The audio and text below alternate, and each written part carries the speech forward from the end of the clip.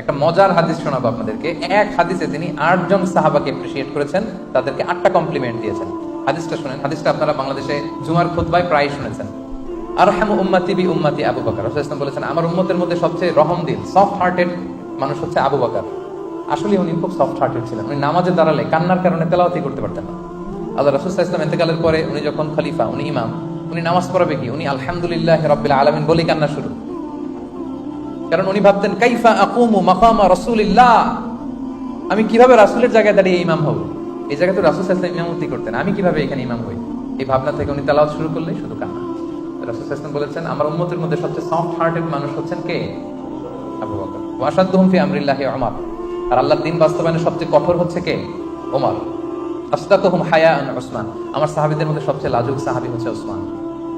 ওয়া আকরাউহুম লিকিতাবিল্লাহি উবাই ইবনে কাব। আর আল্লাহর কিতাব সবচেয়ে কারীদের মতো করে পড়তে পারতো যে সাহাবী, ওনার নাম হচ্ছে উবাই ইবনে কাব।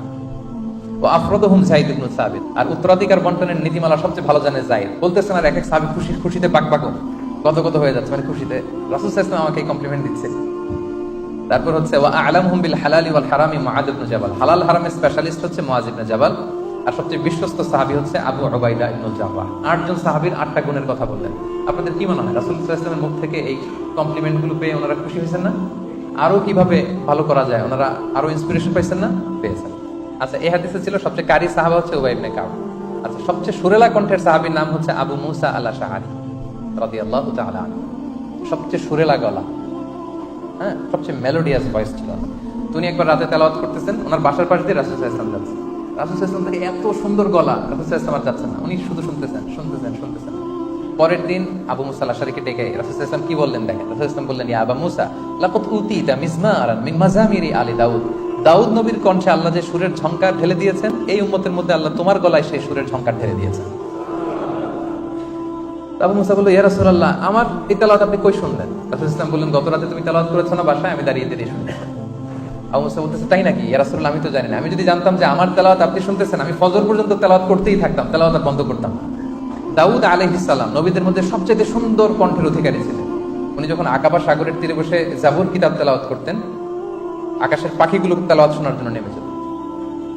সাগরের মাছ চলে আসতো, বনের পশু চলে আসতো, এত মেলোডিয়াস ভয়েস ছিল। রাসূল সাল্লাল্লাহু আলাইহি ওয়াসাল্লাম বললেন, দাউদ নবীর কণ্ঠে যে সুরের ঝংকার, এই সাহাবীদের মধ্যে তোমার কণ্ঠে আল্লাহ সেই সুরের ঝংকার দিয়েছেন। সুবহানাল্লাহ।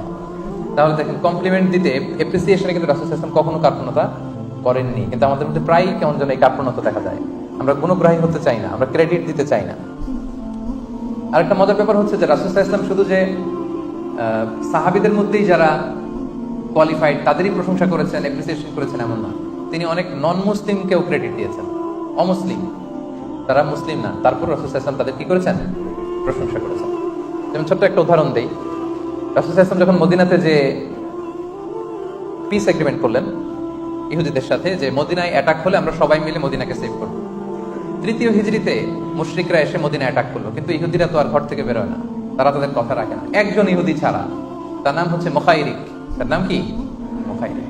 সে তার কথা রেখেছে, কোনো ইহুদি কথা রাখেনি, একজন কথা রেখেছে। সে ইহুদি হয়েও উহুদের যুদ্ধে মুসলমানদের পক্ষে কাফেরদের বিরুদ্ধে যুদ্ধ করে করে নিহত হয়েছে। তার লাশটা যখন রাসূল সাল্লাল্লাহু আলাইহি ওয়াসাল্লামের কাছে আনা হলো, তিনি লাশটা দেখে বললেন, মুখাইরিক খায়রু ইয়াহুদ, মানে Mukhayriq is the best of among the Zeus.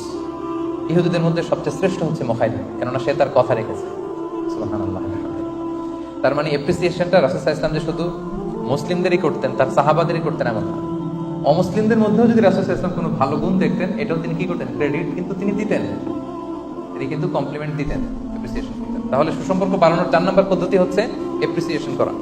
আল্লাহ রাসূল সাল্লাল্লাহু আলাইহি ওয়াসাল্লাম, একটা মজার ব্যাপার বলি, আল্লাহ রাসূল সাল্লাল্লাহু আলাইহি ওয়াসাল্লাম নিজে যেমনি অসুস্থদের দেখতে যেতেন, সাহাবারাও কিন্তু এই প্র্যাকটিসটা করতেন। একবার রাসূল সাল্লাল্লাহু আলাইহি ওয়াসাল্লাম জিজ্ঞেস করলেন, আজকে নফল রোজা রেখেছো কে? আবু বকর রাদিয়াল্লাহু তাআলা আনহু হাত তুললেন। তিনি বললেন, গরিবদের খাবার দিয়েছো কে? আবু বকর রাদিয়াল্লাহু তাআলা হাত তুললেন। বাকিরা হাত তুললেন। আজকে জানাজা পড়েছো কে? আবু বকর রাদিয়াল্লাহু হাত তুললেন। আজকে একজন অসুস্থকে ভিজিট করেছো কে? আবু বকর রাদিয়াল্লাহু তাআলা হাত তুললেন। আল্লাহ রাসূল বললেন, এতগুলো ভালো গুণ যার মধ্যে থাকে, এত জান্নাতি না হয়ে পারে। সুবহানাল্লাহি ওয়া বিহামদিহি। কি চমৎকার গুণের অধিকারী ওনারা।